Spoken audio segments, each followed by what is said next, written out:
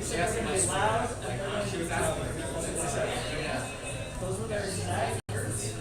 7:20 Arizona time, folks. We are 10 minutes from the show. We are right now. We are live right now on a YouTube live feed. So if you're talking about killing your wife, be careful. There's microphones in the room. So we will. Son of a bitch, Mom, keep it to. All right. So we're 10 minutes from showtime. If you need to go smoke weed or whatever you need to have a beer, go to the bathroom. You have 10 minutes till this fabulous show starts and kicks off. Thank you.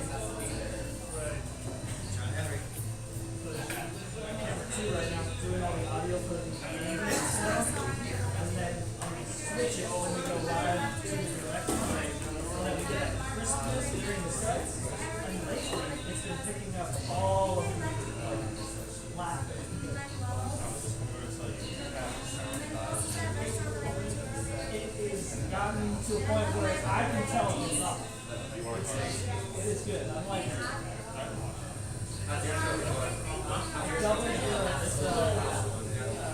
the increased resolution to 1280 by 1920 or whatever. The highest one is the best resolution.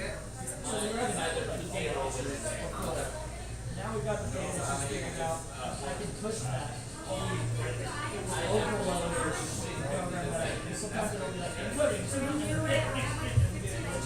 but it hasn't done that yet. So I've been pushing the wheel.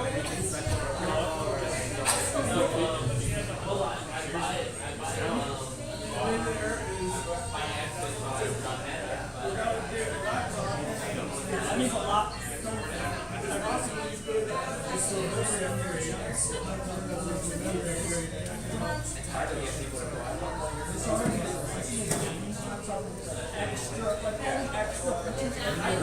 I don't even game. I just because I'm like, that's what I want. So, but what I did that this week, I used ChatGPT to automate a research process with synthesize automatically breaks it down into smaller chunks that ChatGPT analyze and spit out an analysis, and then I can basically use that analysis and synthesize it. I need one more. I'm not sure if it works. Oh, no, take that website. That's why you research it. That's what research is. One conversation. 30 minutes of dialogue. Now I would like to automate that.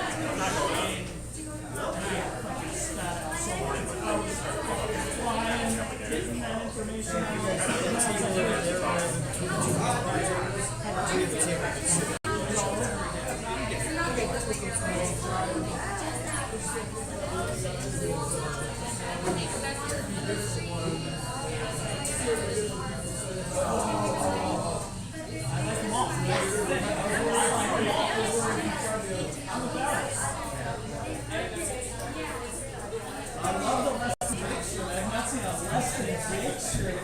probably 20 years. It was bought on August 27th on Sunday night. I can feel the newness. I can feel the newness. It smells like a concert shirt. That's concert shirt. Yeah, they did. Little mildew, but a lot. They did 25 years.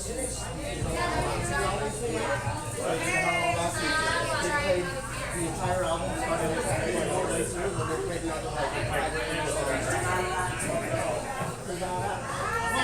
The Toasters were one of the openers. I was blown away. Unbelievable how good this is.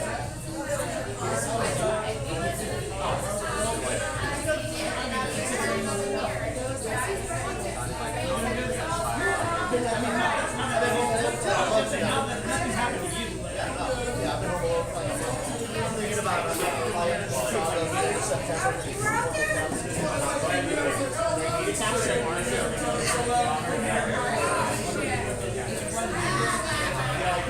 says here, yeah,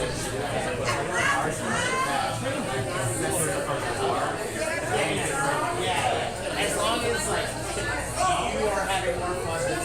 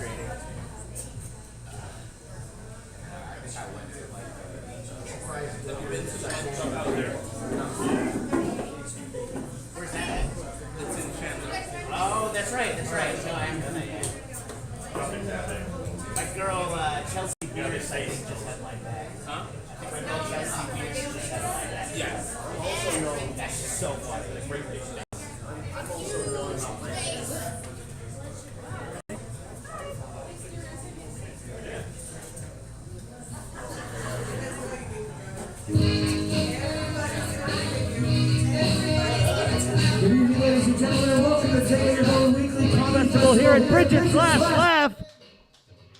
Yeah. And please welcome your host, the wonderful Mr. Sean McCarthy.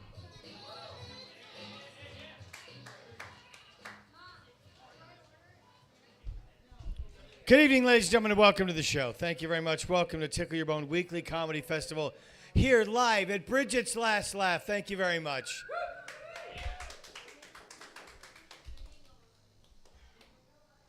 Thank you very much. I bow for you all. My mother was a very famous entertainer, and she told me to always bow. For 20 years, my mother performed all over the valley here, like at Highlighters, Bourbon Street, and she was the last gal on the main stage at the Alaskan Bush Company when they got raided by the FBI. My mom was a stripper, and she was a hooker with a heart of gold. Folks, it's always a good life. Let's hear it for empowered women. Sex workers are great. Come on. Stop killing them in Gilgo Beach. Let's hear it for sex workers, all kinds. Okay, welcome to the show tonight, folks. We have a wonderful show here live at Briggett's Last Laugh. We got a couple guys from out of town, a guy that used to live here that now lives in New York City. So we have a wonderful lineup. Diethrich Shelton's in town tonight. He recommended his friend Joey Kuriki. Clay Newman's in town. He's been literally traveling all over the world. And also, I think, fought in the Ukraine war and pushed back Russia a little bit with his punchlines. That guy's precious. So stupid. John Henry is going to be on the show, but he's got a sore throat, so he's not here tonight. Let's hear for John Henry, who's here but not on the show. I'm going to do some of his act for him. I'd say no trampolines for the rich. Let's hear for that one right there. Ava Marie. Fantastic shit happening. The best couple in the world right here. The winner of Love Island this season right here. Dana and her boyfriend, hot shit, sexy man who stole the hearts of all the gals out in Fiji. I'm just kidding. So, or was that Temptation Island? No, I'm kidding. What island were you guys on? I'm kidding. Fantasy Island. Ladies and gentlemen, let's hear it for midgets right now for Fantasy Island. Oh, no, short people. Hervé Villechase, little guy. Walk like this. And, oh, wait, who else is on the show tonight? Oh, Jeff Wild Clay. Oh, Julie. Oh, I forgot. I almost forgot. Jesus Christ. And our resident comedian for August, Julie Eyerly, is here. And she's closing out a residency. She's been here all month, killing the game. Our favorite, greatest waitress in the world, Kat. She's here. Kat with a K. Kat Clementine Clemson, oddly spelled KKK initials. I don't know what's going on there. Let's hear it for South America. Wait now. That's what I said, South Africa. It's south of the east. Let's hear it for the Middle East, Virginia. I'll be here all week. Try the veal. 2 Jews walked in the bar and bought it. L'chaim. Okay. Ladies and gentlemen, also Mr. Michael Tessifier, Gold and Platinum members in the house tonight. We're very excited about him.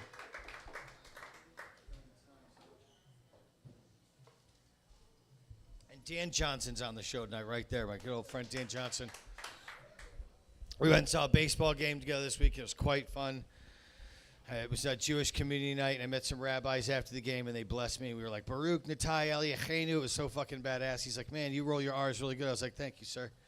So I got invited to the High Holidays downtown at some temples. If you guys want to party with some Jews, hit me up. We're going to get lit. You don't know a party till you got a yarmulke. You're knee-deep in bong hits with Rabbi Jaime Rabinowitz. That guy gets lit, I tell you what. Jaime Rabinowitz, that's the Jew that got fucking Kanye mad. Kanye wasn't mad at all Jews. He was just mad at one Jew, his accountant, Jaime Rabinowitz, who fucked him out of a few dollars. Okay. So I'd like to thank a few of our sponsors that sponsor us with love and caring, not with actual money, because YouTube, which we're live right now. And by the way, please go to www.tickleyourbone.com and subscribe to our YouTube channel. We're trying to get enough subscribers so we can monetize it and buy meth for everybody every Tuesday night. It's a goal of ours. No one likes meth here, John. It was a stupid joke. But I don't know, what would they like? We're trying to monetize our YouTube channel, folks, is my point. So subscribe, www.tickleyourbone.com. And we don't believe in meth or fentanyl. That was just a bad joke. You ever pee in your shower? My wife gets mad because I pee in the shower. I didn't know she was in there. Everybody have fun tonight. Okay, listen. These are jokes. Okay, so I've just mentioned a few people. Bagelfield's Bagels. We love them. Go get a bagel at Bagelfield's Bagel. Yeah. Eric Subcheck is rolling bagels here, so he's seeing this. Eric, we love you, and we love you, Charles Blankenfeld. And, Crescent Salon, and Carrie, go see Carrie at Crescent Salon. Get yourself more beautiful. And there's Peachesandink. If you want a haircut and or a tattoo of a haircut, they'll do that there. And then also, if you have solar and you need it cleaned, go see Complete Solar Care. We have to give shout-outs to those people. Yes, Complete Solar Care. And if... Complete Solar Clean, that's what I meant. Complete Solar Clean. I said it wrong. So if you need your solar clean, Complete Solar Clean, go see them. And if you want a sweet trainee hooker, talk to John Henry. He's pimping them out right now. We love it. A bunch of ladies in the audience tonight. Let's hear for the ladies over here. We got some chicks in the audience. So there's going to be a bunch of cackling broads the whole show. Let's hear it for cackling broads. I'm kidding. I love women and I support you. You're the best thing in the whole fucking world. Without women, where would we be, right?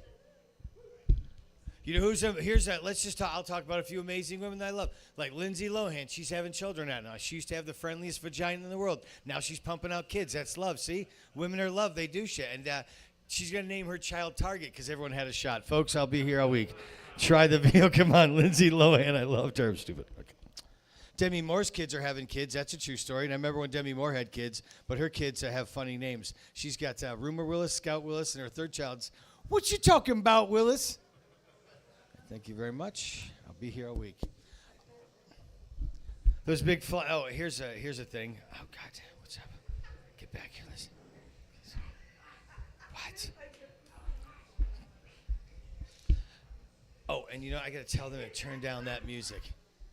Sit down, ladies. We missed you. How you doing? You all right? Should I start over? Maybe you guys would laugh at these jokes. They didn't laugh at them at first. I said Lindsay Lohan's going to have a child. She's going to name it Target because everybody had a shot. They didn't think that was funny. I know, see, right? I said Demi Moore has 3 kids, Rumor Willis, Scott Willis, and What You Talk About Willis. They were like, see, I knew you guys would think that's funny.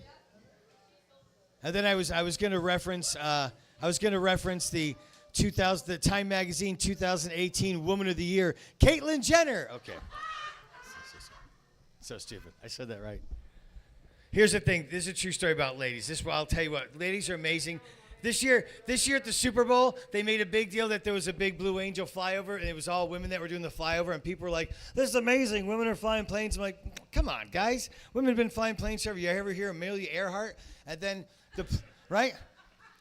Like, fuck, women flying planes forever, dude. Since planes around. So, but they made like a big deal. But I guess it's a big deal because, whatever. There's never been like an all-woman flyover at a Super Bowl. But then you couldn't even tell that it was women flying the planes. It didn't even have a name on the side of the plane. Like, it didn't even say like Susan or, Carol. But then halfway over the stadium, they had their blinker on, and not one of them fucking turned. I was like, these broads, these fucking broads. I'm kidding. Say it's so stupid. You know how stupid that is? I love those ones. The show's fucking lit now, bro. I am lit. I'll tell you what. I made that. I don't know if you know what RSO is, but it's like heavy. Yeah, oh, dude. I haven't done it in a minute, so I was like, oh, let me just do 200 milligrams. Think I can handle it? Oh. I was in one of those fucking holes I was so high by like 4:30 that I was like sitting on my couch going, oh yeah, I was like, I can't do anything. Everyone's against me. I got to get out of the couch. My eyes were crossed. I had to meditate for 45 minutes. I'm not even kidding. Fucking our audio and visual over there, little Fetafexadrine. Let's hear for him, little Fenty. Yeah, little Fexafenadrine. My best friend Paul, he comes knocking on the door and my eyes opened up. I was like, I think I can focus now. But I was like, holy shit, you're so high. You're like, fuck me, dude. But I got my shit together. I'm just afraid the mescaline's going to kick in because I don't know if you've ever. I put just a little bit in my butt and I'm going to trip here soon. Dover's in the house tonight. Let's give a big shout out to Dover, the coolest person I've ever met in my life. The best energy ever. The greatest mohawk in the world right over there. Let's hear for that cat right there. A lot of cool cats in the audience tonight. Dude, I got to start over again. Dude, I did this joke about Lindsay Lohan's got a friendly vagina. I'm kidding. I just keep talking. I do every joke over. Is it hot over there, ladies? You all right? You're so fucking hot. That's what it is. Yeah, there's the air conditioning's right there, yeah. Dude, seriously, if you go down, I'll give you mouth to mouth. I'm okay.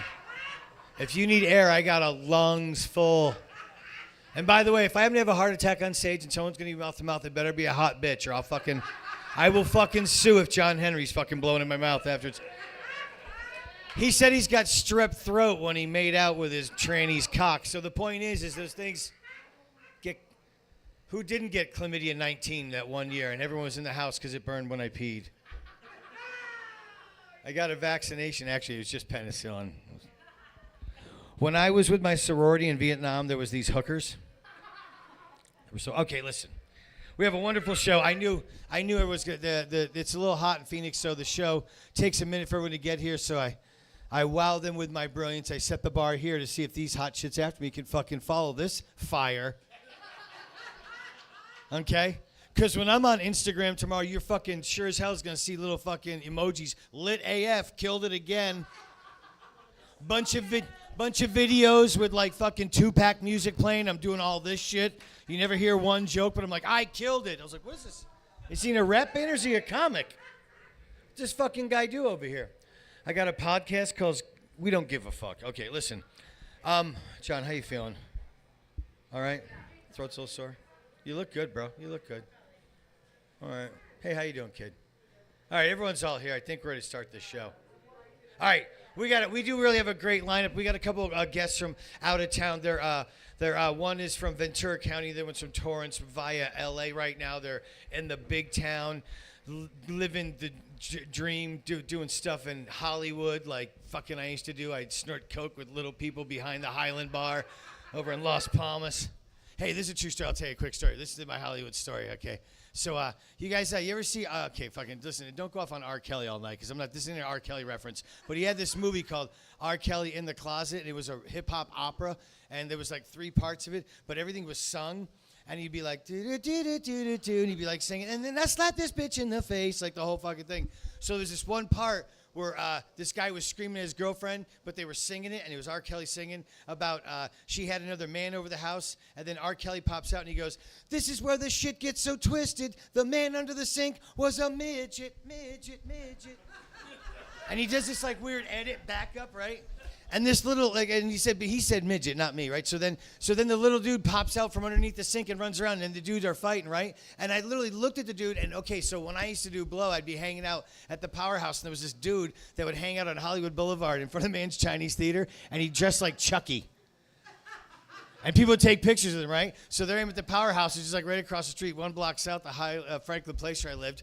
And I'm outside smoking cigarettes, doing bumps of coke, and I feel this little tug on my pants like this. I look down thinking, who let the kid in the bar? And it's him. It's him, the little dude from fucking R. Kelly, the midget.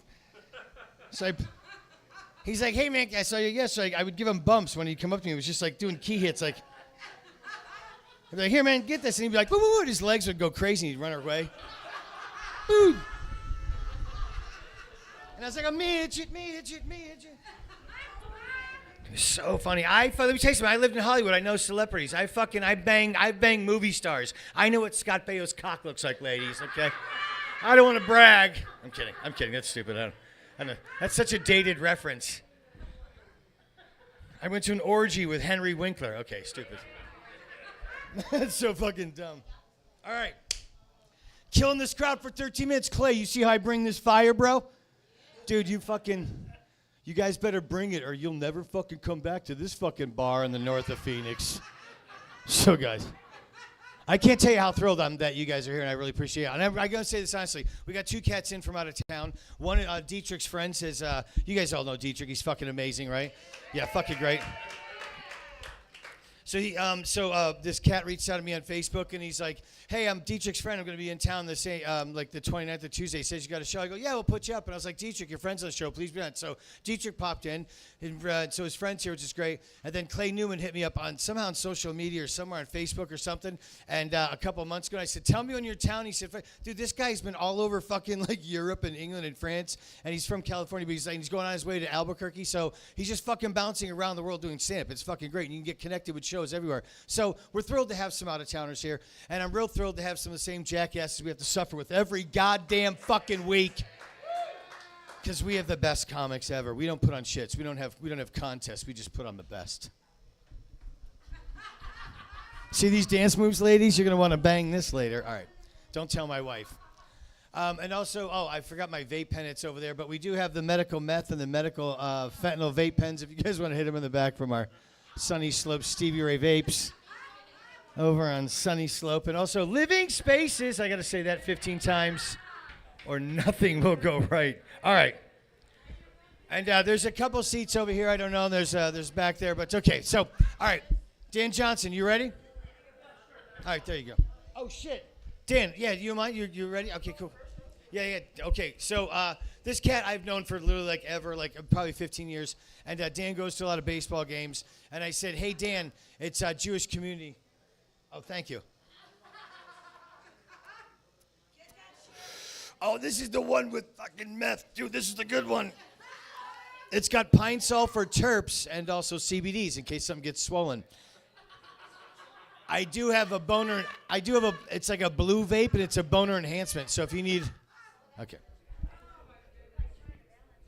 So I was like, hey, the Diamondbacks are playing this team with this cool baseball player, and he knew, and it was Jewish community night, and I'm a Jew, so I was like, let's go check this out, and it was very special, and there was a Jewish community choir, and I met some cool rabbis, and we went Baruch, Nachai, Eliyaheinu, Morechenu. It was fucking sweet, and but yeah, me and Dan had a great time at the baseball game, and now I get to see him again tonight. I love seeing this dude. He's fucking amazing, very funny, one of my really, really true good friends. Ladies, put your panties on and please give it up. Dan Johnson.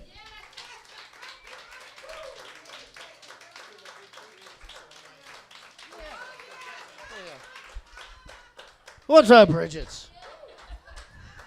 Yes. Tried to get Sean, as we were affectionately calling it on Sunday, the Jew hat. They had a Jew hat at the baseball game. You had to sign up for, well, you had to buy a ticket in a certain section, which Sean did, and then it puts your name on a list, which made him very, he was like, That's fucking true, dude. I was No. like, what? So pissed. And then in Hebrew, it said D-backs across the top, which I thought was fucking great. I was going to offer a kid $20 because I figured he'd be like, $20? Hell yeah, I'll take $20 for a hat. But Sean didn't get the hat. They left his ass off the list. It sucked. We tried to get it for him. I told him, I said, look, I can't fight, but I will fuck up a 7-year-old and take that hat. Yes. You fight the dad. I'll beat the shit out of the little girl. We'll get your fucking Jew hat. Get out, get a nice matzo ball soup or gefilte fish. Baruch lachem. When they were doing that prayer. Living spaces. Yeah. When they were doing that, one of the guys asked me, he's like, hey, are you Jewish too? And I was like, nah, I'm not. I'm not chosen. And he thought it was a good one. But they're a very nice crowd, those Jews. I don't know what Hitler's issue was, man. I thought the Jews were very nice. Thank you, Dan. You're very welcome.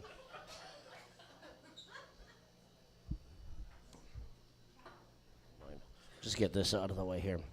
I gotta always have pocket beer. Like it wasn't sitting in the light. You saw it over there. It's okay. So I on Sunday, I'm 44, and on Sunday I actually treated the day like I was 23. I go to a day game with Sean, and we're leaving my house at like 11 in the morning, and I go, hey, when I go out on Sundays, it's just drinking food all day long. So we had 2 lunches. I had like 14 beers. I went home, grilled up some chicken, looked at the clock, and I was like, well, shit, there's a concert tonight I want to get to. So I went and saw a concert like a fucking idiot. Came home really drunk at 11:30 and finished making my shredded chicken tacos. It was a hell of a day. Hell of a day. But I bought a blue shirt. Like a bunch of you have seen me before, but you don't recognize me because I'm wearing a blue shirt, not a black shirt tonight. So that's me for adding more color into my life. It's also why I let Diethrich around, too. I want to add more color into my life, so I let Diethrich in. I bought these pants on Saturday. I went to Walmart for some socks, and then I saw pants. I was like, man, like I've been getting fatter, and I need a pair of pants. And these were listed at $38, so I was like, all right, I'll get them. I put them on today, and it was a little bit of a fight. And I wasn't wearing a shirt yet, and I looked, and I got this like tall mirror, and I looked in it, and I stood sideways with my pants. I was trying to make some moves. Like, what are they gonna like on stage? And I realized I looked like a fucking muffin. That was it. It just came up like this, and then went all over the side. Like I'm getting so fucking fat. I'm sick of it. Like I don't know if you know this, but I'm extremely good looking. It's just that I'm getting so fat. And I'm trying to find a way to look better, like just walking around the house, and I think I figured it out on the drive up here. I'm just going to get smaller mirrors at the house. So there'll be little teeny tiny mirrors, and they'll show me from here, because from right above the nipple to like the lower lip, I look really fucking good. And then I smile and I fuck it up. My teeth are going this way and that way. I one dangling up here. It's awful. So what do we want to talk about tonight? There is one way I go out and I tend to look good, but I have to wear my work clothes to look good, which is kind of silly. But my work shirt, it's collared. It's got the 3 buttons. I wear pants that are usually clean. It's an embroidered shirt. It's embroidered with AAA because I work at AAA. And the problem with taking it out is I'm finding like old white dudes tend to come up to me and they go, oh, AAA. Man, thank you for what you do. I'm like, what I do? What is this, bottom of the 4th at the Diamondbacks game? And they're like, everybody stand up and salute the troops. And I'm like, yeah. Fucking AAA service advisor, Camelback. Yeah, I'm not. And AAA's not even anything to be like that proud of. Like, they hired me. I'm a piece of shit, usually. We're not known for hiring rock stars, I'll tell you that. We had a guy He was an oil change guy. His name was Jacob. Stop me if you've heard this one. Jacob was, he was a real peach.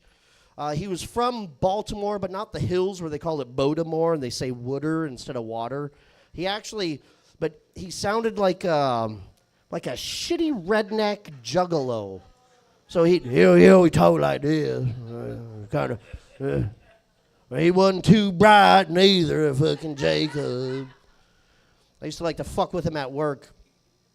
Because nothing ever made him happy, right? Like, he used to tell us all the time, ever since you fucking came here, I don't make no money. I'm like, well, Jacob, you have to stay till 5:30 and not leave at 1 if you want to make money. Well, I don't want to stay till 5:30. I want to go home after lunch. Okay, well, you're not going to make money if you go home after lunch, but I want to make some fucking money. But Jacob, I don't know what to tell you. Like, this guy, he would bitch about the sunshine. Like, every fucking day, fucking sun's up. Every fucking day. Sun's out and it's fucking hot. And then you'd get a rainy day and I'd be like, Jacob, check out these clouds, man, this rain. He goes, you know how fucking slick the road's going to be when I drive back home to Maricopa? Yeah, you're driving in the fucking rain. What are you, fucking stupid or something? Like, Jacob, poor Jacob. I won't do a bunch of Jacob stuff, but I used to like to fuck with him where I would do this thing at work. Somebody would call in and they'd want to make an appointment for an oil change. And the way I would pitch it, they had to take it. They'd be like, yeah. I'd turn around to the other guys at work. I'd give them this look. I'd put the one finger up. And I'd get on the phone and I'd go, you know what? My 4 o'clock today just canceled. Do you want that spot? Hell yeah, I want the spot. And Jacob would come in ready to go home and I'd be like, Jacob, sorry, man, we got a 4 o'clock oil change. Why the fuck you gonna do that? Well, you said you want to make money. I figure you stay here till 5. I don't want to fucking stay till 5. Do one more Jacob one for you, because he ended up getting fired, of course. A guy like that can't be kept. He would never go buy lunch. We used to tell him all the time, hey, you don't make a whole lot. We'll buy your lunch if you go pick it up. Well, I ain't wasting my fucking gas. We used to say, I ain't driving no fucking Burger King for you fucking idiots. All right, so he'd like Uber Eats his lunch every day. So every day he's paying overpriced and then $18. And then one day, his final day actually, he's sitting there waiting on his lunch and it's not there. And he had ordered cold beer cheeseburgers. I want a fucking bacon cheeseburger. I don't want no fucking nothing else. And he got mad that it was taking so long. So he got in his car, drove to cold beer and cheeseburgers to bitch about, where's my fucking Uber Eats? I ordered that shit like fucking 30 minutes ago. And they're like, well, it's an Uber Eat order. I don't know what to tell you. So he gets pissed, storms out, goes back to work. It's now sitting there at his little workstation, colder than hell, waiting for him. And he goes to bite into his burger, and sometimes at a place like that, they will put a toothpick in the middle of the burger to hold it. Yeah. Yeah, he's that fucking dumb, guys. All of a sudden, he's and then you just hear, oh, fuck, fucking cold beer cheeseburger trying to fucking kill me, putting a fucking toothpick in my burger. That was great. Great fucking Jacob. Actually, I'll do one more, because I'm probably running out of time. I'll do one more Jacob story. I started there. You got it. All right. I started there, and my first solo Saturday, I'm the only advisor there, no manager, and I had overbooked us a little bit. And Jacob thought this was hilarious, so on Monday he came in, still laughing about it, and said, he really bit himself in the foot on that one. Like, bit himself in the foot. John, you like it. Nobody else likes it. I don't even think you like it. We'll leave with a dad joke here. Do a couple dad jokes, and then I'm out of here. Sean, why should you never date a tennis player? Because love means nothing to them. I'm going to leave on that one. You guys have a good night. I'm Dan Johnson.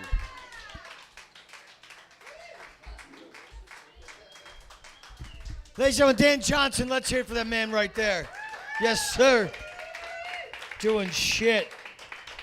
Changing lives. Changing lives. Oh, I know who's next. I forgot what I was doing. What happened? That's it, dude. That's how you open it up. Nothing I did, Michael. All fucking Dan. I see where this is. You fucking son of a bitch. Someone take his gold and platinum card away. That's membership is revoked. I am the greatest fucking comic ever. And I'm staring right at you, ma'am, sir, however you identify. I don't know. I don't know what you kids are into today. I'm just kidding. I'm just bitter because Michael just shit all over my dreams. I thought I was fucking special. All right. I know, I'm being a wise guy. All right, I'm being a schmuck. I need to focus. I need to not fuck around. We have 39 comics on tonight. This is the first round of 60 rounds of the funniest comic in this room right now, being a wise guy. Ladies and gentlemen, this Nest Hawk shit right now, I talked about him earlier, and I said, you guys know who he is, and you all cheered, so you know this man, and he's wonderful, and we love him, and he's very funny. Please put your hands together for the very enjoyable Mr. Diethrich Shelton!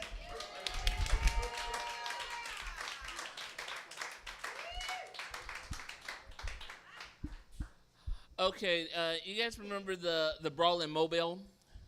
So here's the thing. I like to wait a good amount of time to see how many hack jokes come out before I say, okay, here's what everyone missed. Here's what everyone missed. Okay, so you see the 16-year-old swimming from one end to the other. And something very important happened, and I don't think anybody else knew. Everyone would respond to that situation violently if they were that 16-year-old for one reason and one reason only. He had wet socks and shoes on. If you put me in a position where I have to have wet socks and wet shoes, somebody's getting these hands. I came to the realization that I'm a country bumpkin, and I'll explain. Okay, so the first thing is growing up I lived in a house built by my pawpaw, and the thing about it was pawpaw was a construction worker, but he was not an architect. So it was a 5-bedroom house with no doors, no hallway, just 5 sleeping spaces, and this shaped my worldview, and that's the problem. Our worldview is shaped by our own experiences. So when I was in Head Start and we were drawing pictures of our house and the family that lives there, okay, the first thing was my friend Janine. She got up and she said, this is my house, this is my room and my mommy and daddy's room. And I'm like, your mom and dad are together? Fuck is wrong with your weird ass family? And that small ass backyard, where do you put your horse? Yes, by the way, my uncle owned a horse. And I'm like, where does your Uncle Jerry sleep? Like, none of this makes sense. Okay, so Papa was a diabetic, and so he had insulin, and they kept the needles on top of the refrigerator to keep the kids from getting into them. I'm like, well, I've had a shot. I don't want more. You don't have to hide the needles from me. I only have to touch the stove once, is what I'm saying. And so when years later I think of entitled people, like, why don't they just get a job? I think we judge them harshly. I do. I think we judge them harshly because one day I heard someone say, well, we're working to provide a program to get junkies needles, clean needles. And I'm like, junkies clean needles? Why the fuck don't they just check the top of the refrigerator?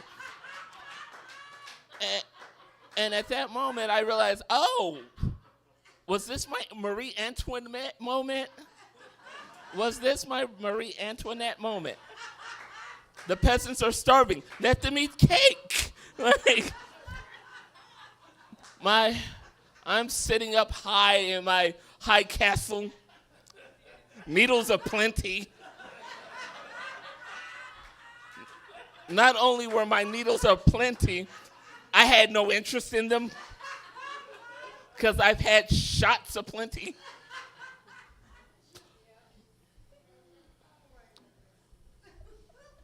Also, you guys remember that show, Toddlers and Tiaras? Yeah. Can we? I think we owe some of those parents an apology. I think we owe some of those parents an apology because here's the thing. These are little girls learning to compete, learning, they're having fun. Sometimes, and the thing was, I actually judged a pageant once, and someone lost their shit on me, and they said, I'm like, it's not a big deal. It's just kids playing dress up. Who cares? And they said, well, the parents take it too far. I'm like, it's no different than Pop Warner or Little League. The parents take the shit too far. And it's like, not that far. They don't take things that far. Like, have you ever been in a parking lot of a Pop Warner or Little League game? Fist fights are just moments away. They take the shit personal. The umpire needs security.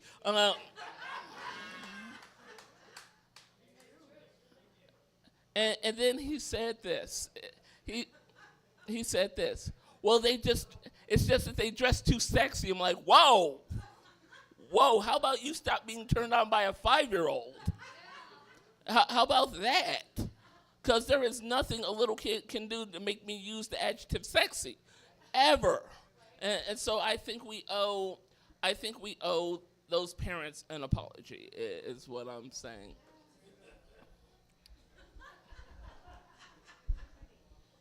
I am. Let's see. What else did I want to talk about? Oh, I am on the spectrum. I possess Asperger's.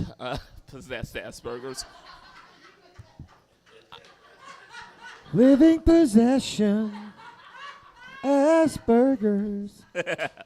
So, the thing is about it, I don't understand certain things like perception. Like people say, perception is reality. I'm like, no, perception is your imagination. Why are you pushing it on me? But no, everyone else believes their perception is reality. And I did not understand this until one day I had to take a trip to the mall. And there was only one parking spot left. And it was where someone had parked all fucked up.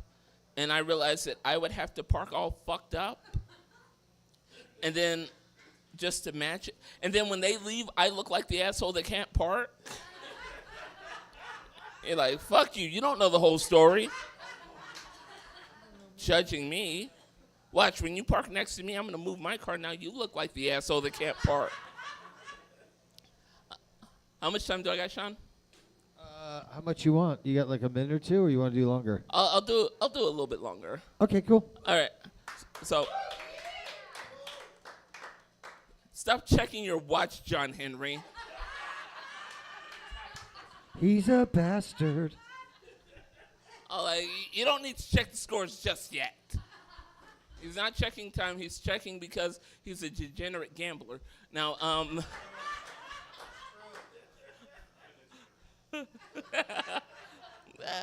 you are. So, getting back to the whole bumpkin thing, here's how I discovered that I am a country bumpkin. I have an Uncle Jerry, I have an Uncle Eddie, and I have an Uncle Billy. But I do not have an Uncle Gerald, I do not have an Uncle Edward, and I do not have an Uncle William. Those are their names, Billy, Jerry, and Eddie. Nicknames are their names.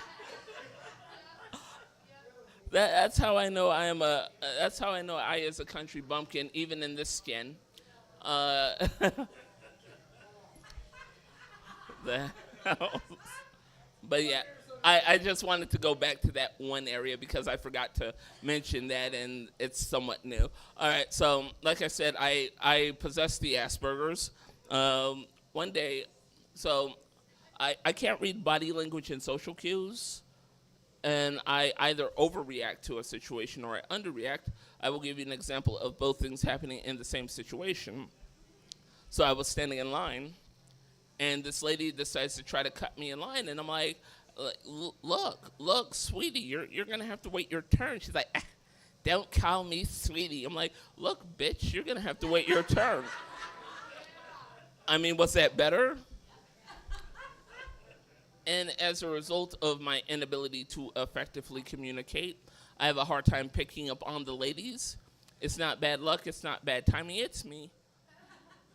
Like this one lady says to me, Diethrich, you have nice lips, does that mean you're a good kisser?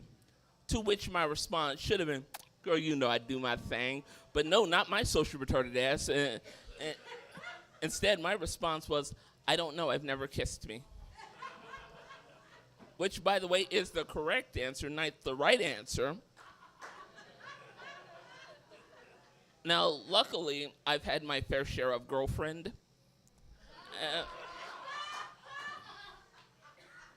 Now, speaking of right answer, incorrect answer, anytime your girlfriend says, let me ask you something, the question that follows, there is no good answer. There is no good answer, and I'm learning this. And proof of this, she said, are you surprised you fell in love with me? I'm like, what the fuck am I supposed to do with that? There is no good answer for that question. What am I going to say? Yes, I'm surprised I fell in love with you. Shocking. I thought I was going to one and done you. But no, you're still here. Or no, I am not surprised I fell in love with you. I knew what you were from the moment I met you. That does not sound good at all. And then the next day, well, actually 2 days later, she says, oh, I have the answer for that question. And I'm like, what question? And she tells me the answer. And I'm like, well, I'm glad you were able to figure out the answer to your question, and it only took you a couple days. Whereas you are neurologically normal, and I'm neurologically atypical. Basically, you're expecting too much from me. All right, guys, I'm Diethrich Shelton. Enjoy the rest of your evening.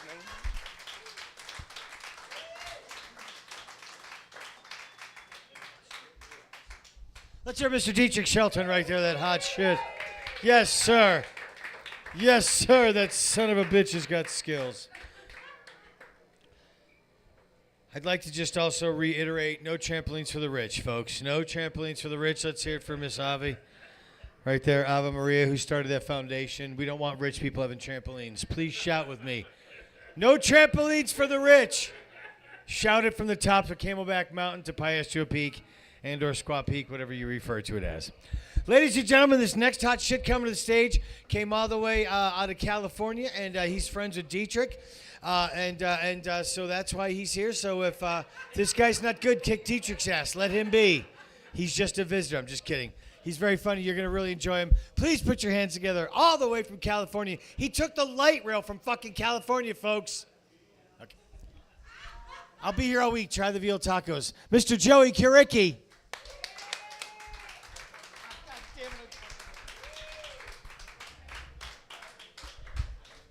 How we doing? Good? Did I overhear you guys saying you're celebrating a birthday? Yeah? You turned 21 or what? Yeah. Congratulations. Beautiful. I look pretty young for my age. I'm actually 35 years old. Asian don't raisin, yeah. Nah, but like I've always looked young. Like, 'cause when a baby, I look like a fetus. It's crazy.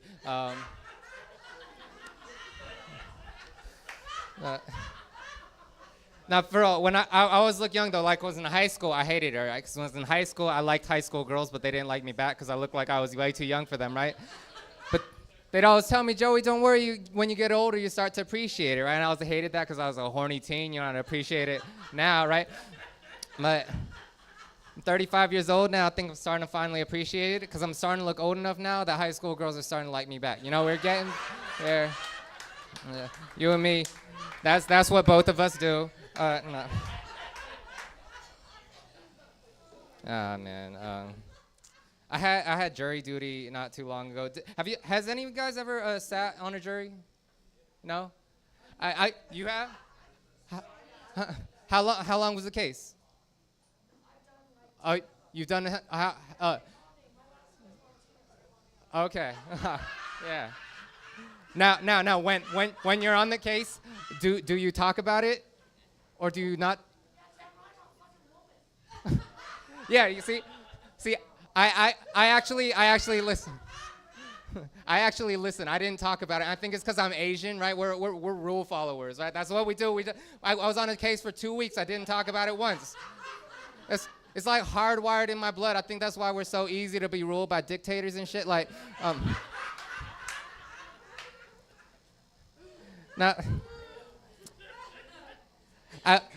I used to be one of those people that like hated getting those jury duty summons. Like I would think about like what I can say to get out of it. But one time I got summoned to downtown LA, the courthouse there, and I got summoned to the actual courtroom. And it was a case, they were explaining the case, it was a case of one black man being arrested by 3 white cops for resisting arrest and no other charges. The prosecutor asked me if I had any preconceived notions about the case. I'm like, yeah, it's one black man against 3 white police officers with resisting arrest, but no other charges. Obviously, if he was resisting, he was innocent, he was justified, right? I made eye contact with the dude. I was like, I got you, man, right? And yeah, like I'm got you. Prosecutor dismissed me immediately, right? Like, he didn't want me at all.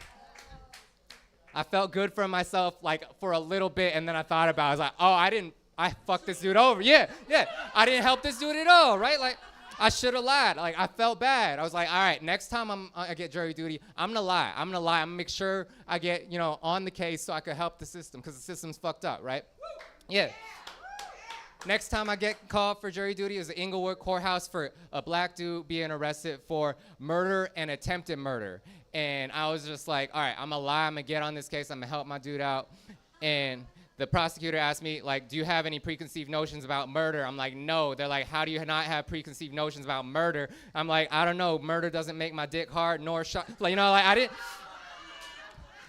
I didn't say that, but like, I conveyed that, and they're like, all right, you're on the case, right? So 2 days, I already made up my mind, like innocent till proven guilty, innocent till proven guilty. First two days, they proved a lot of things. They presented a lot of evidence that a murder had happened, a crime had happened, but none that he was the one that did it. I was like, innocent till proven guilty. Third day, that dude did that shit. Like, yeah. Like, They had his phone at the locations of both crimes, right? And they had the license plate, like clear as day, his license plate, like on the camera. And then they had the driver of that car with that in cuffs, like saying, like, I drove, but I didn't do that shit. This dude did that shit, right? And you know what they say? Snitches get lighter sentences, right? Like,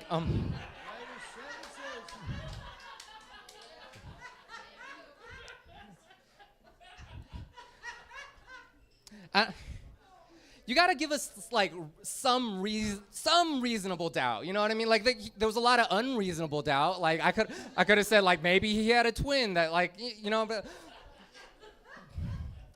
that dude fucked up, man. It was a nice little. Okay, that's not a conversation about that's cool. I had him for a little bit, right? I had him engaged for a little bit, but what can you ask for?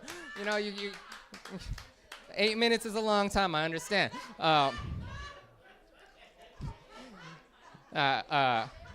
It was a nice little break from work. Anybody hate your job? Anybody here hate your job? The birthday girl hates her job. What do you do? I didn't exactly hear what you said, but keep drinking. Keep drinking. Yeah, you deserve it.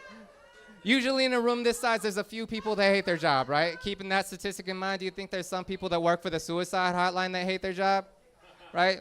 Statistically, a lot of people work there. Probably a few of them that hate their job, right? Just imagine one guy shows up to work late, has like 10 missed calls, like, whoops. That's why they keep you on. I haven't called the person. She's telling on herself. She does hate her job, This guy's just like, every life is important,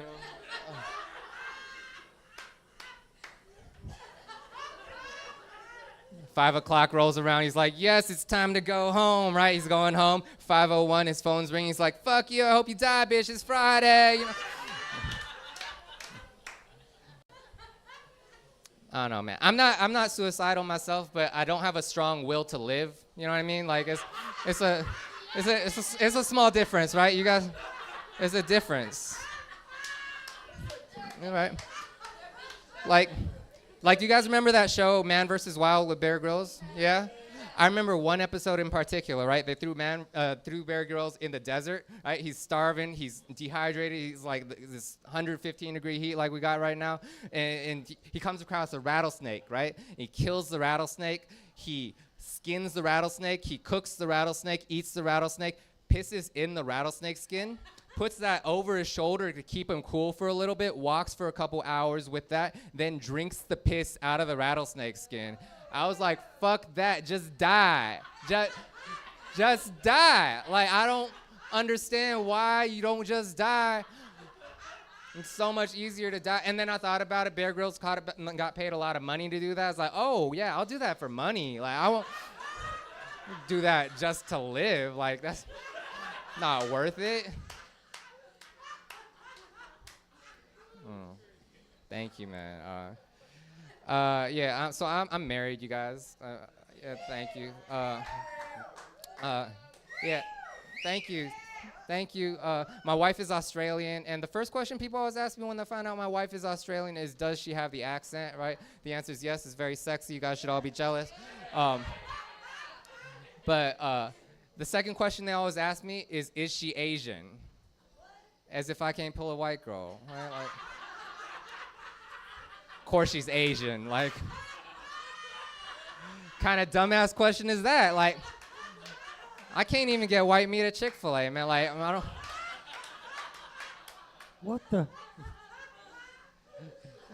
Oh man, am I running? How much time I got? How much time you need? You've been on for about 9 minutes. You got a minute or two? I'll do a minute. Okay. Yeah. All right. Cool. Yeah. So. Yeah, man. So,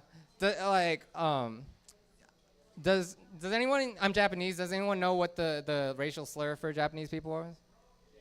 Yeah. Thank you.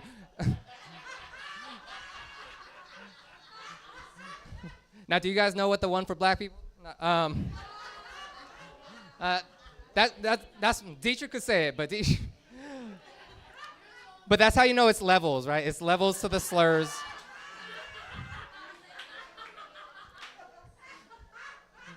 But it's still a slur. It's still a slur. I'm still, if somebody says it, I'm still supposed to check you. And so I asked Diethrich, and he's my friend. I'm not gonna do it, but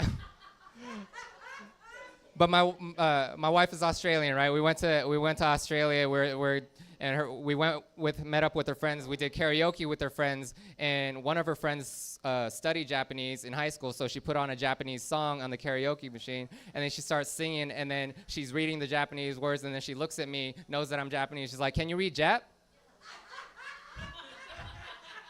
And it's like it took me a little bit, right? Like I was like,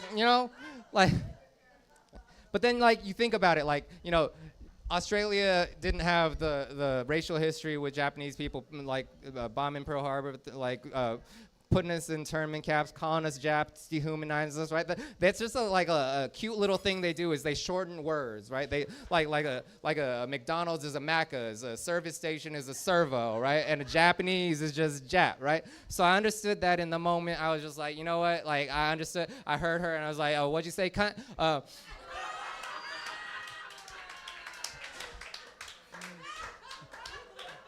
Which of course is short for, what'd you say, continue, question, I didn't understand. Anyway, you guys have been great. My name is Joey. Thank you so much.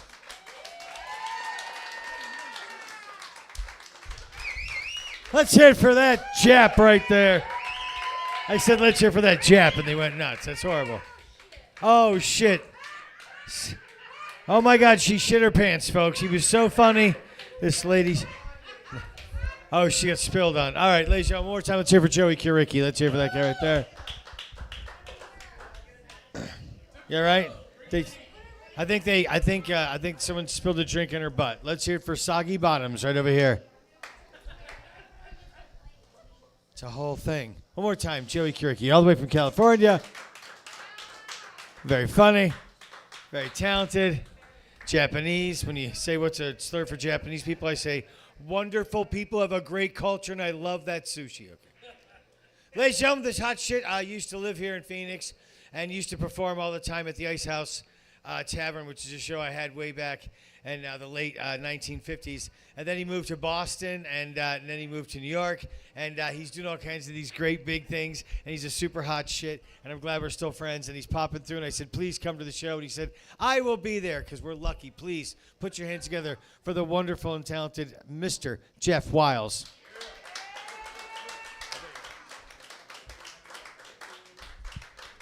Hey, what's going on, everybody? So what are you guys celebrating 1 year sober? Nobody? Okay. Glad to be in Bridget's. They like that one. I feel so bad. It's so hot in here. My man, your mohawk is like melting right now, dude. You look like you know like those SeaWorld documentaries where the fucking dorsal fin, they're like sad in the tank. I like the look, but the one fan that doesn't fucking work that could save your whole fucking do right now is it's brutal, you know? I'm glad to be here in Arizona, dancing for you fine people tonight. Is this a birthday? Is this a birthday? Yeah, birthday. Nice, okay. And then you're just hype as fuck. She's just, okay, I believe it, yeah. Cool. I'm just making sure I got the vibe right. You know what I mean? No judgment. I'm just want to make sure, everybody's no convicted felons this time. What's going on? Just you? They let you back after everything you did? That's crazy. Yeah, good. Yeah, that's right. You know that judge. That's crazy. Nice. All right, Tickle. We're in it. I'm feeling good, man. I started taking care of my health because I realized I haven't seen a tall old person in a long time. So that's like a new priority in my life, you know? I've never really felt my age until this year. This year, I'm in my mid-30s now, and I love it so much. To be fair to her, it is the funniest fucking age in the world to be. Yeah, this is interesting. I did. I felt I found out I had ear hair this year. I knew it. Any ear hair for you, sir? You got some? Yeah. Are you plucking really? Okay. We'll talk because I need a routine or something. I had no idea. I had no idea I had ear hair, and then I found out in the worst way possible. I was in the subway. This is in New York, and I had my my headphones in, my little AirPods. You know what I mean? And I was going down the stairs, and I felt it fall out, and I tried to catch it, and I'm looking around, I don't see it, and I'm looking, and I just feel this like ding, ding, ding, ding, ding, ding, ding. I had a freaking AirPod hanging from my ear hair. I had an AirPod dingleberry, is what I had. I had an AirPod dingleberry slapping me in the face. I ran home. I drew the shades. I didn't know what to do with my life. I was mortified. I felt my mortality all at once in front of everybody. So you doing the tweezers. I had to get a device. I went to Home Depot and bought one. It's nice. It works well. It's loud as fuck. I can't hear anything anymore, but you know. It's the trade-off as you age. You have to pick your battles. Having a lot of fun. Back in Arizona with all my toxic friends. It's my favorite state in the whole planet. I love it so much. I tell people in Brooklyn that I'm going, like, my friends in Brooklyn that I'm going to Arizona. They're like, ooh, careful out there. Careful. You guys have no idea how big of a pussies they are out there. It's insane. It's crazy. They really think that, like, I'm going to get here and people are just going to be like, what's up, faggot? You know what I mean? Like,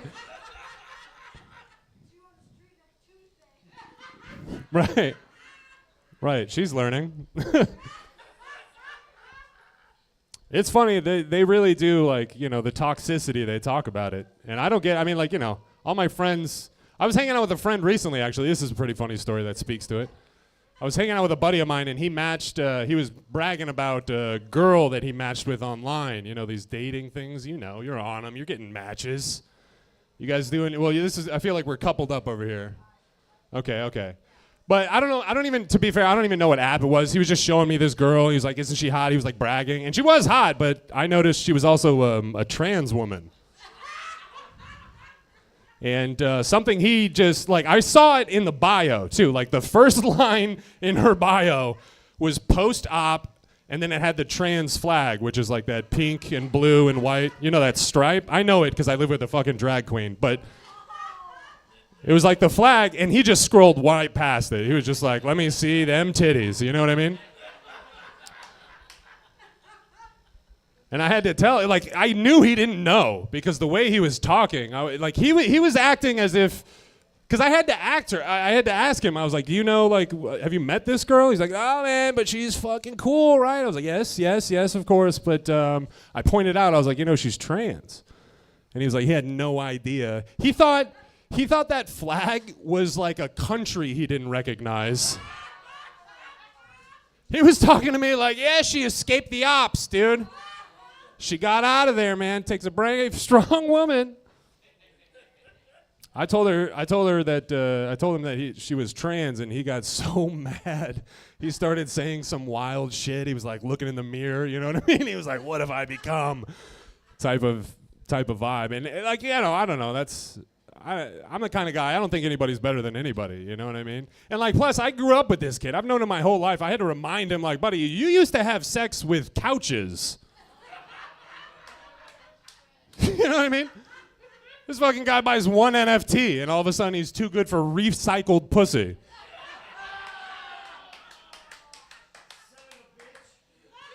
You can't take a refurbished model one time, dude?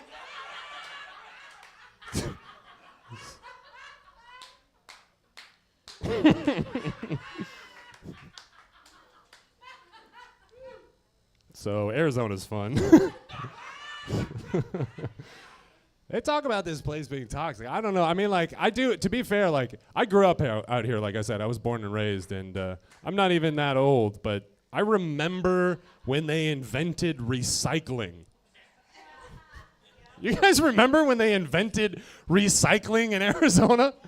Like, I was a young kid, and I remember the program came out as so hot and heavy. Like, this is years ago when they were like, you guys have to, like, people were so, like, I don't know why, but people were so against recycling.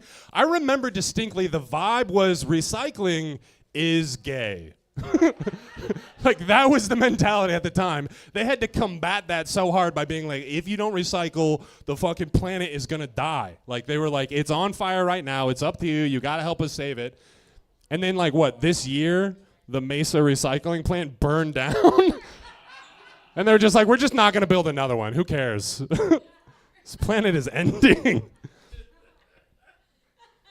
Things are changing. You can't even call people retarded anymore. That's hilarious to me. We have more retarded people than we've ever had before, and we can't talk about it. We're at like a boiling point of retards in society, and we can't point them out and be like, "What do you think?" But you know what's funny? You can't, like, I don't know. I lived in Boston, so I think I'm grandfathered in. I think I can still say retarded. I think. I don't know the rules, but I'm pretty sure if you live in Boston for a while, you can say retarded. It's okay. Hashtag real talk. It checks out, right? I think it's so funny that you can't call people retarded, but it is perfectly acceptable for you to diagnose your friends and family with autism. Like, it's like totally fine for you to be like, yeah, I'm pretty sure she's on the spectrum. She's been like this for a while. It's untreated. It's undiagnosed. But you can't be like, she's being retarded. Things are changing. I don't know what to believe anymore. Let me ask you guys a question. Do you guys believe in aliens? Resounding yes? Nice. Hell yeah. Bunch of believers. I love it, dude. I think they're real. I believe in aliens. Was I adopted? That's actually a very funny question. After this to be like, I believe in aliens. They're like, probably adopted, right? I can see it. A little bit of homeschool for a couple years in there. Oh, abducted. Abducted makes way more sense. It makes a lot more sense. Were you abducted? Yeah. You know what? I was so proud to not be adopted. But now I'm kind of bummed out that I haven't been abducted. That sounds sick, honestly. I would like to be abducted. That'd be so sick. I think aliens are real. My big fear, though, like, I think they're real. Don't you get a sense that they might be dorks? Don't you feel like aliens might land and just, like, bring, like, real heavy Greta Thunberg vibes to the party? I'm, like, afraid they're going to show up and be like, you guys aren't recycling water. You know, plastic's bad for the ocean, you know? I think aliens are real. I just fear they're not going to pass the vibe check. You know what I mean? Like, they're going to show up with all these rules. Like, bro, you didn't even bring a pre-roll. Like, what the fuck is this? You're not going to binge watch anything on Netflix. You're just going to show up and start making rules immediately. Okay, cool. I'm afraid, for real, I'm afraid they're going to, like, I hope aliens visit us, but I don't want them to visit, like, me. Does that make sense? You know what I mean? Like, I don't want to be the one that they, like, give all the shit to. Like, they, like, land and they're like, clearly you're the most interested in aliens. It's time for you to know all the galaxies. I just know I'm going to mess it up by trying to be, like, funny with them, you know? Like, they're going to try and hit me with, like, galaxy facts. I'm going to be like, one question, alien, what that mouth do?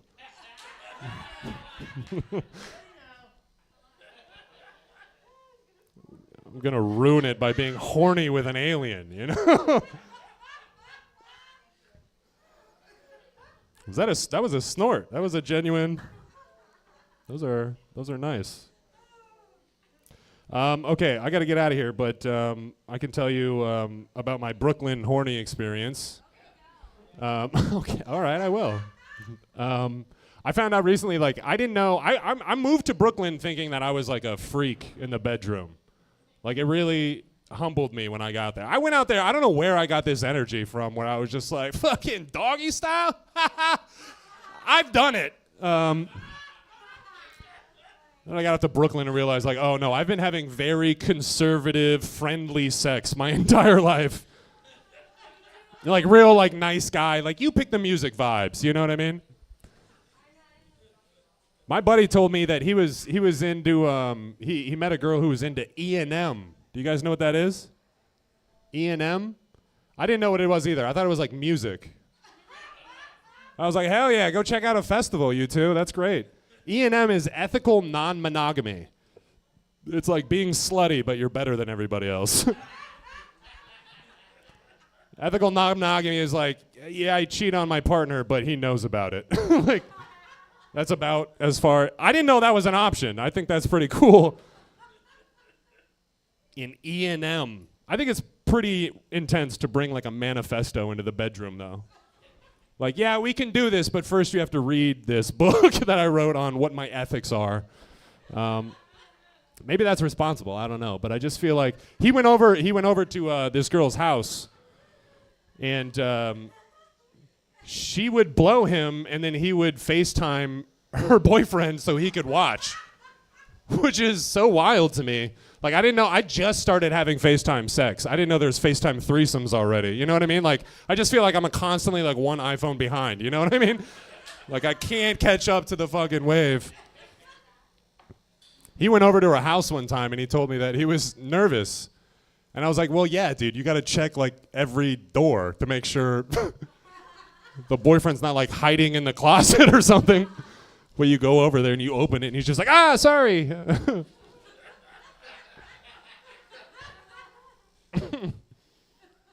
Brooklyn is freaky, man. I don't know. But being single in Brooklyn was the first. Last time I was single in Brooklyn, I had a lady spit in my mouth in the bedroom. That's what I didn't know. Yeah. No shit, and I'm not trying to kink shame up here. I just didn't know that was happening at like an amateur level. Like, I've seen the movies, of course I've seen it, but I thought that was like, those are guild actors, like, you know, they got the certification. You know what I mean? They know they got the stunt double involved. I didn't know that there was just like rogue spitters walking around amongst us, like some kind of reverse vampire. I had it coming too. She almost got away with it twice in the same sesh, dude, which is tough. I didn't even see the first one. Good on her. The first one, I must have been baby birding it. You know what I mean? I must have been just asking for it in the bedroom. I was on my back. She was up top. You know, feminism. That's what's up. Not for you guys, but sometimes.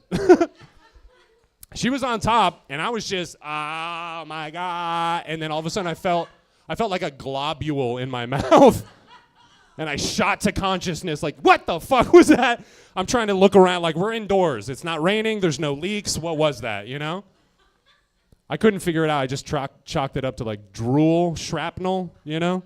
I was like, maybe she was just like, oh, and it just like curved the bullet, kind of like that movie. You guys remember that movie? I don't remember the movie, but I remember there was a movie where somebody was doing that shit. Wanted? Is that what you said? Yeah, Wanted. I thought it was maybe like that, but I said, fuck it, I'm going back into my pleasure realm. It wasn't until the second one, the second time she wound up on me. And that's when I figured everything out. The second one I heard coming, I was sitting there and I just heard like, it's like, oh, no. I say, hey, drop it. Not in my bedroom. Guys, you are so fun. This is great. Thank you so much for listening. What a treat.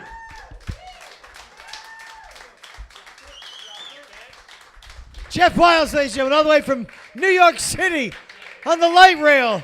That's a long light rail. All right, we're down to our last two comedians. I'm not going to bullshit and tell a story, but once when I was 6, my best friend. All right, ladies and gentlemen, this next guy, I introduced him earlier. I talked to him. He came all the way from California, originally from Ventura. He's been all over the world recently, on his way to Albuquerque. That's like, if you think Phoenix is shitty, wait till you get to the Kirk. You're going to have a fun time. Ladies and gentlemen, please put your hands together. In from out of town, Mr. Clay Newman. Keep it going for Sean for very much upselling how talented I am. That is kind of him. Oh, my God. He made it sound like you guys are seeing a celebrity, and I'll be honest with you. If you want, you could tell your friends you saw Seth Rogen tonight.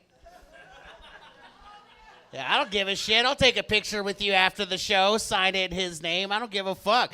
I'm basically, like, Seth Rogen's Canadian. I am the white trash American version of Seth Rogen.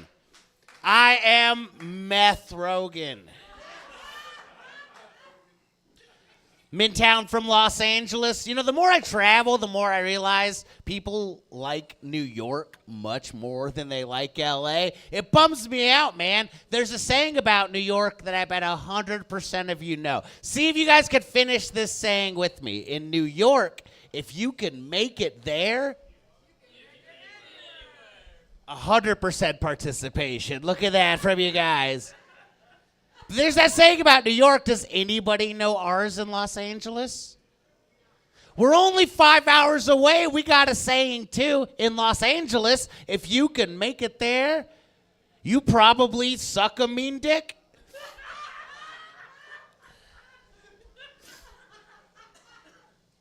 Look, you think I want to be here on a Tuesday? Not really, okay? I like you guys, but I got a bad gag reflex. What are you going to do? I'd be at Rick Bronson's House of Comedy tonight if I could get it all the way down to the balls, but here we are.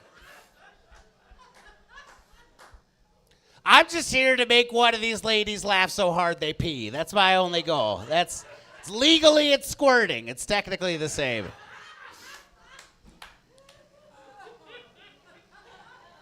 Excited to be here in Diamondbacks country. Where's my baseball fans at? Anybody? Oh, hell yeah. Obviously, I'm a baseball fan. I cut my hair like a Dominican shortstop. I love baseball, but a lot of people say it's boring. I hear that all the time. People say baseball's boring. Okay, let me ask you this. Would a boring game have more than one team named after socks? Oh, you don't think the Blue Jays are intimidating? Perhaps you don't know. They could be quite territorial. I'm a man, which means I am creepy.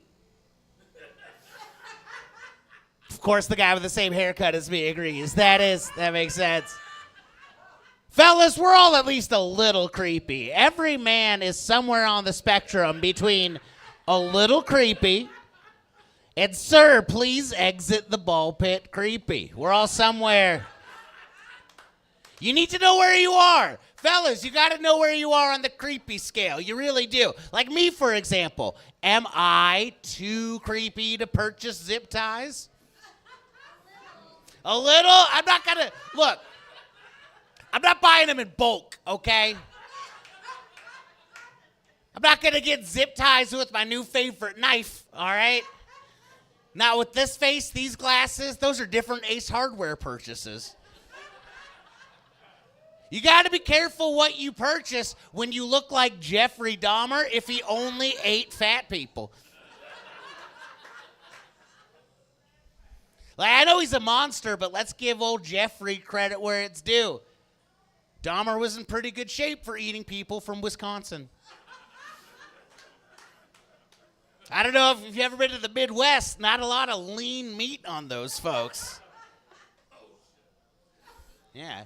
I'm the fifth comic. We're getting into cannibalism. Let's fucking do it. Little about me. I'm actually dating somebody right now. I've got a girlfriend. We had the most fun date night. Couples, let me suggest this guy, he's my girlfriend. He's very excited about it.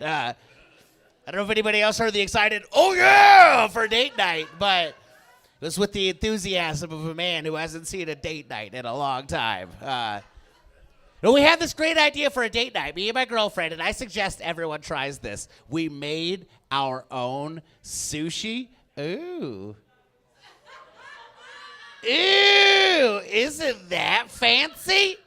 We made our own sushi. Did y'all even know that for only 4 times the cost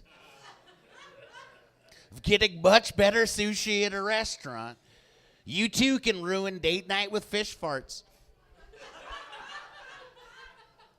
It's hard to guess what 2 people's worth of raw tuna is supposed to look like. Apparently 1.5 pounds was a little ambitious. Look, I thought this phrase was going to be a lot sexier than it was. Babe, we got to finish that tuna tonight. She's mad at me right now. I found where she hides the chocolate she saves for her period. Yeah, that's right, ladies. I'm a bad boy. You ladies, you buy these delicious snacks for your period like we're not going to get high and sniff them out. I'm going to do it. You can't hide chocolate with Himalayan sea salt in my house. Himalayan sea salt, that's the fanciest sea salt. There's not even a sea in the Himalayas. I knew this was a Trader Joe's crowd over here. I knew it. That joke was a risk. Grocery outlet people don't get that joke.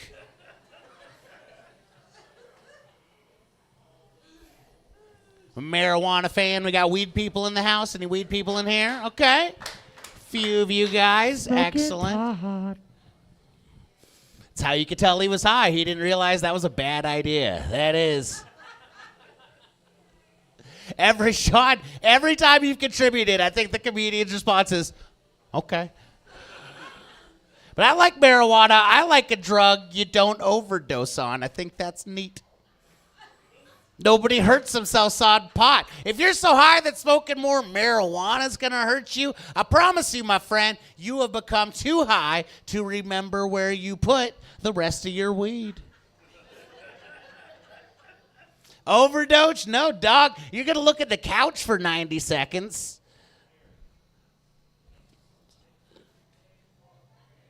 Then you're going to take a nap. That's a comfy couch. All right, I'm glad we are clearly weed people over here. We are weed people over here. I do feel like I lost the ladies. Are we coke people? What happened? They're coke. Is that why they're in the bathroom right now? Yeah. Coke people don't get that joke because not only are they in the bathroom doing coke, they also never lose the cocaine. Not a lot of misplaced substances in the cocaine community. If someone ever tells you they lost the cocaine, they are not sharing the cocaine. That's what's happening. They know exactly where that shit is. You're just not invited, brother. My favorite thing to do, though, is just smoke a little bit of weed and watch a high-definition nature documentary. Ew! Love a nature documentary. Anything David Attenborough narrates, I'm there for.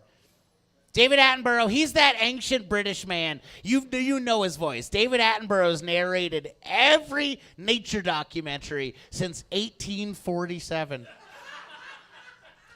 He was put on this planet with a purpose. He's here to make all of us sad while we're high and watching nature documentaries. Why is he such a bummer? I don't understand. Anytime Attenborough's on camera, he just looks right at you, just like, this icy wonderland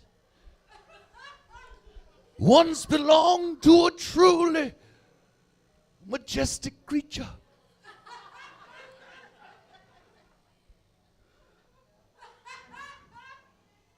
The polar bear. I'm just watching, getting high, just like, what kind of sad-ass Coca-Cola commercial is this? What the fuck? Polar bear. Why does he say it like the ghost of Christmas future? What's happening?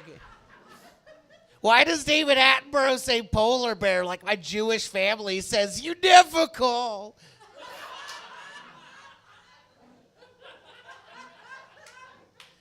But I love those documentaries. I'll leave with this.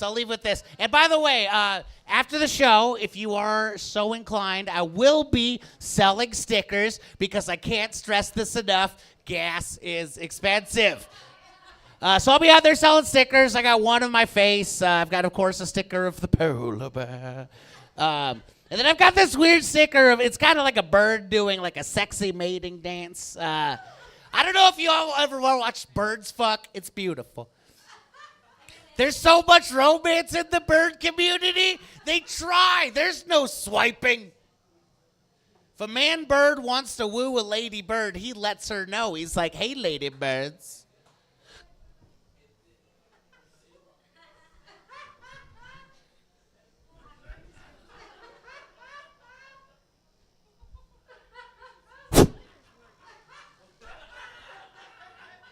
Oh, I see you ladybirds out there. What y'all doing? Y'all ladybirds out there checking out Papa Bird's nest? What's that, my nest? Yes, it does match my feathers. Thank you for noticing. Now, I'm going to ask y'all ladybirds a question.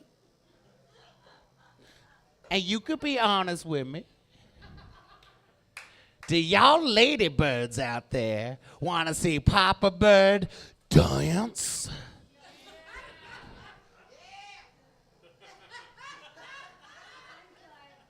Well, look, I'm doing it either way because it's part of the bit. We may as well all be excited about it. Y'all ladybirds want to see Papa Bird dance?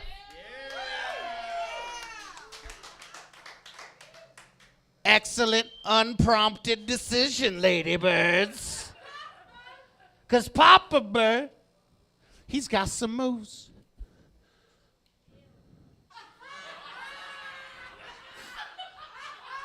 EU, of course, means in ladybird.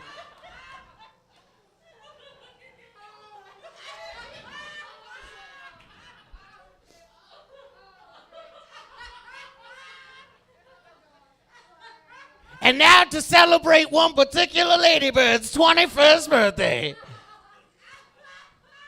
Watch me dance now.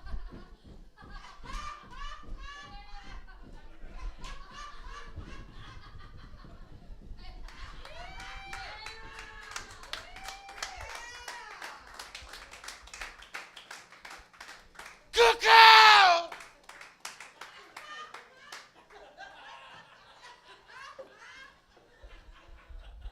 And while the male bird was successful,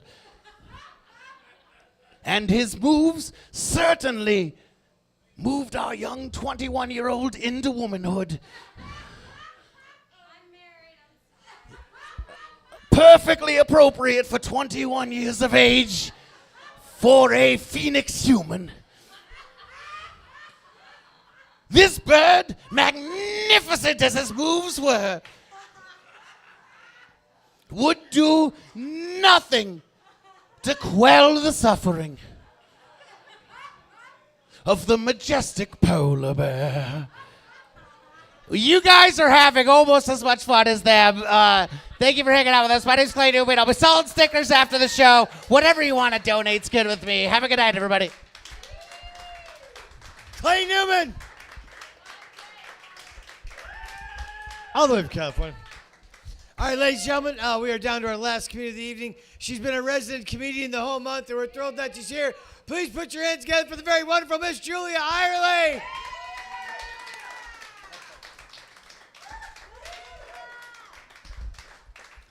So I asked my doctor if I could be autistic, and she said, no, you were just homeschooled. That's literally in the manual. Like, if you were raised in a different culture, they can't diagnose you with autism. And she said homeschool counts. What the fuck? This feels like a public school crowd. Let me ask you guys, is there an actual class in public school where they teach you that you're supposed to swing your arms when you walk? There is it PE?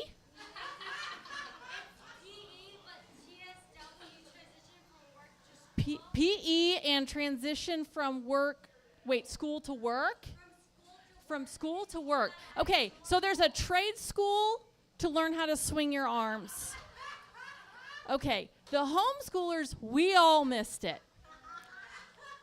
And then, in an effort to look normal, we end up overcorrecting, and then we just look like Nazis. It's so awkward. I was a kindergarten dropout, actually. I could read just fine. I want to be clear. Just for the record, I could read just fine. In fact, I used to get in trouble for reading too much. Like, really? Mom and Dad? That's what y'all are going to pick? Reading? I can think of a few worse things than reading. It's not too late for me to start doing drugs. In fact, I'll start right now. And I'm skipping weed, and I am starting at coke. Yes. Because I figure if I do enough hard drugs, eventually I'm going to have to go to rehab, and then I can read my book in peace. Yeah, playing the long game. I racked up $35 in fines at the Seattle Public Library, and they cut me off.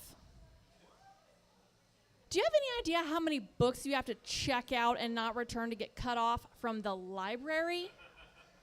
That's like a bartender for dorks. They're not fucking around either. One of those little old ladies came after me with a baseball bat. Where's our $35, bitch?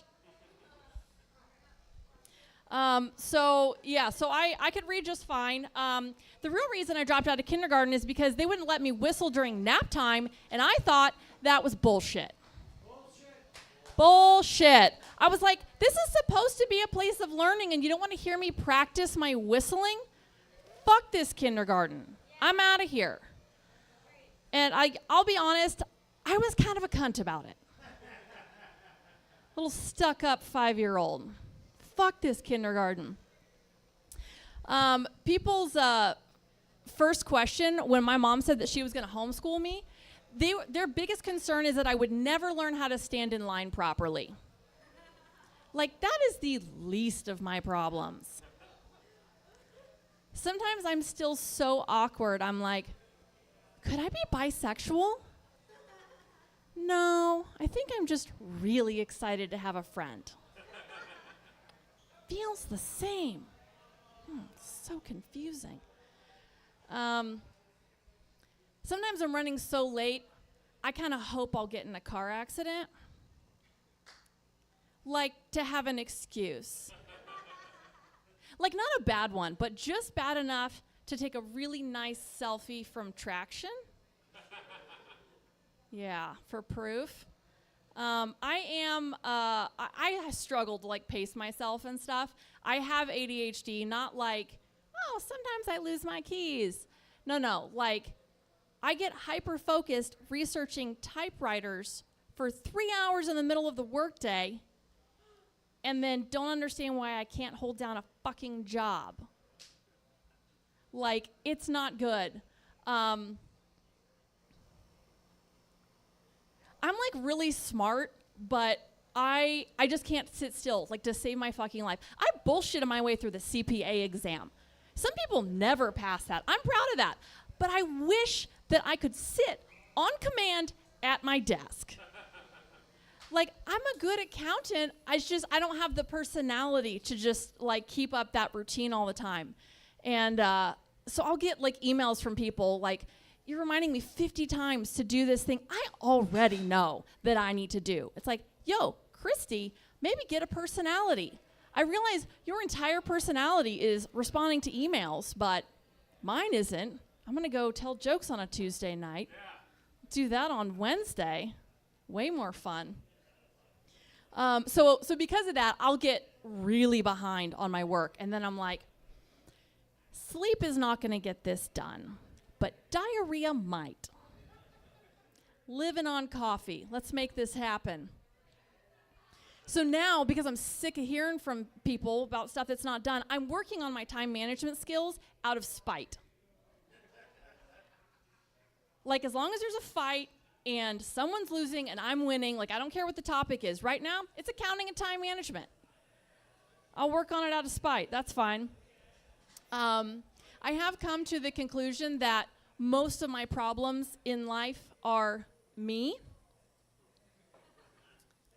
I decided in the middle of a fixer-upper house project that we needed a dog.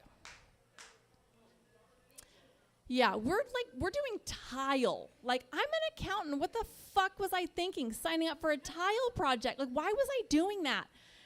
And then this house had a backyard, and I was like, obviously it needs a dog. So I'm like, okay, what kind of dog do I want? I know all the breeds are a little different. Okay, I knew I wanted a guard dog, and I had decided that pit bulls were too mellow. So we went with the classic first-time dog owner choice, the Rescue Doberman. Oh no is right. I'd never had a dog before. I had no business getting a dog. I had no business getting this dog.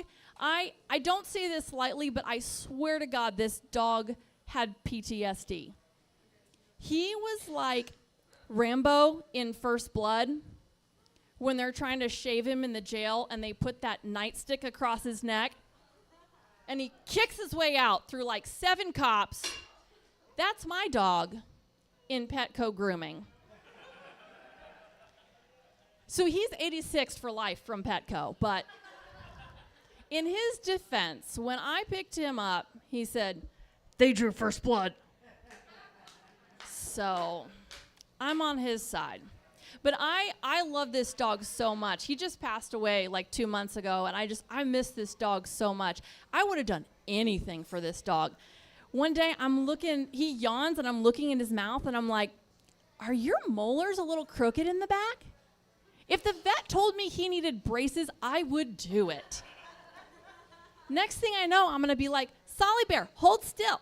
Mama's got to get your rubber bands in. Did you eat your headgear again? We're running out of money, bub. We're on subscribe and save couches at this point. I found this old video of him. I was going through, like, after he died, like, looking at all this stuff. He is sitting, before we gave up having couches, last 5 years we just didn't have a couch. But before that, our last couch, the back cushions are just fucking gone. The base cushions are covered in duct tape. So he's sitting on a duct tape cushion eating paper money. So if that doesn't sum up what it was like to live with this dog for 8 years, I don't know what does. But it was so much fun. Like, there's just something about a dog that could kill you and chooses not to. It's a real power trip, man. Like, this dog, he would just follow me around like, hey, what are we doing next? Mom, where are we going? Where are we going? What are we doing next? What are we doing next? Like, I was his favorite. Like, he picked me, like, as his person. We were like that, man. And so he dies 2 months ago, and I'm like, that was an amazing experience. So glad I did that. Now I get a little break. Rescue dog, that was cool. I don't need to do that big of a dog project again soon. Then, yesterday, I find myself, I didn't get a dog, but it was close. I'm on the Maricopa County Shelter website, so they got some real, that's the maximum security prison over there of dogs. That's what that is. So I'm on there, and my finger just involuntarily starts clicking on Rescue Belgian Malinois. That's worse. Like, what? I'm like, no, that's fucking crazy. What are you doing? No, back. Okay. What about this husky? The last dog didn't scream in the house enough, so let's see if we can take Rescue Doberman and then go up from there. That's going to be my house. Thank God I talked myself out of it, but tomorrow's another day. So, if you guys hear that I've adopted a Rescue Belgian Malinois or Husky, feel free to punch me in the face.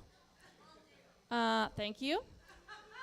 The dog will punch me in the face, and then you guys can punch me in the face too. What are you doing? You know better now. You didn't know better before. Now you know. That's stupid. So stupid. Thank you. I love these jokes. These are some of my favorites. Okay. I am so tired of making decisions because I'm using all my brain power to get my work done and not adopt a Rescue Belgian Malinois. So I don't want to make any more decisions. Sometimes I'm excited when a coupon is expired because now I don't have to decide if I'm going to shop for that thing. Oh, thank God. Just throw it away. Thank God. My aunt told me once, she's like, you know, if you wait long enough to open your mail, most of it becomes irrelevant. And I thought that was an excellent point. Yeah. So I am not pro-choice when it comes to nail polish colors. Nail polish colors specifically, I am not pro-choice. Some of these brands, they're making 400 plus color. Like, how are you releasing new colors every season? Like, you did them all already. There's no more colors. What are we doing? I don't need to be having an existential crisis on the floor of a Walmart trying to choose between 36 allegedly different hot pinks. I don't need it. My favorite brand is Revlon. They don't give a shit. They make like 30 colors.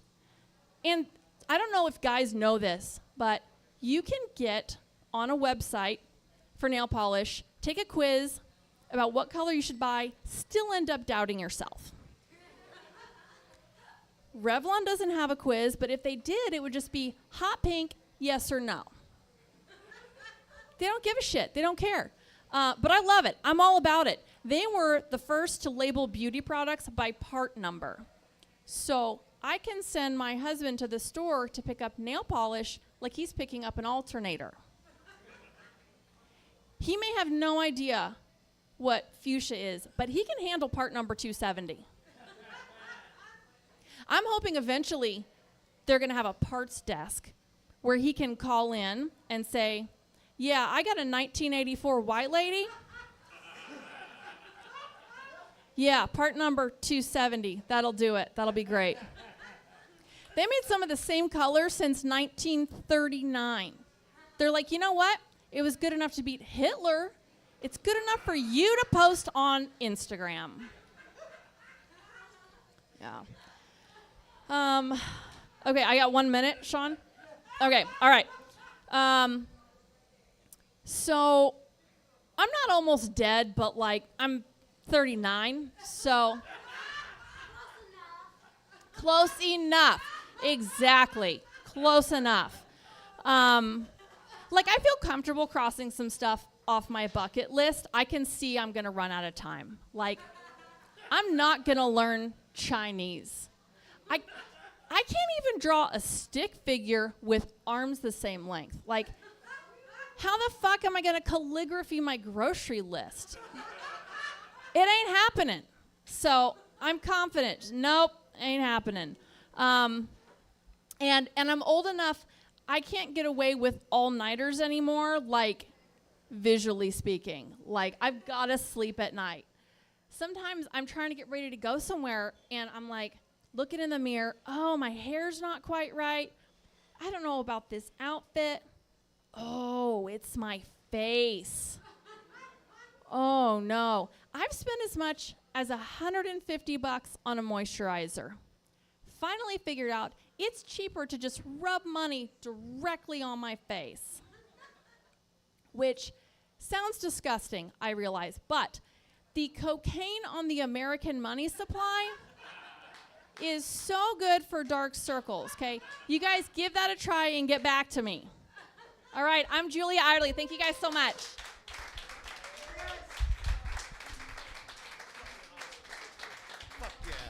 Julia Eyerly right there, our resident comedian for the whole month of August. Amazing. All right, listen, we went a little long because we had a lot of hot shit tonight, and I let them do their thing. You guys are fucking great. Have a safe night. We're here every week, and there's karaoke next door. Please have fun, get home safe, and smoke a lot of weed. Thank you. Have a good night. Bye.